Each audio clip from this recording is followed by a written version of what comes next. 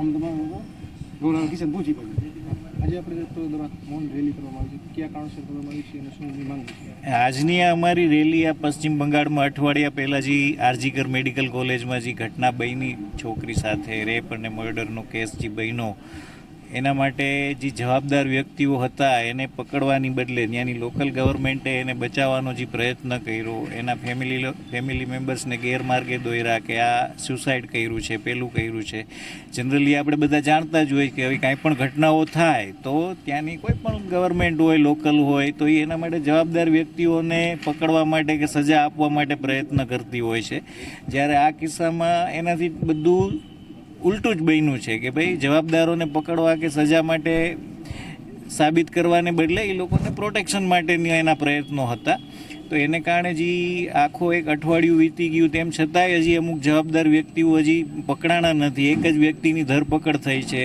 ત્યાંના જે લોકલ ડૉક્ટરો પોતાના પ્રશ્નોને લઈને જે બધી ધરણા પ્રોટેસ્ટ કરતા હતા, જે જગ્યાએ એના એવિડન્સ હતા, તો એના માટે જે એના લોકલ જે ગુંડાઓ કોઈ પણ હોય કે અચાનક આવી અને એને જે એવિડન્સનો નાશ કરવા માટેનો જે બધો પ્રયત્ન કર્યો છે.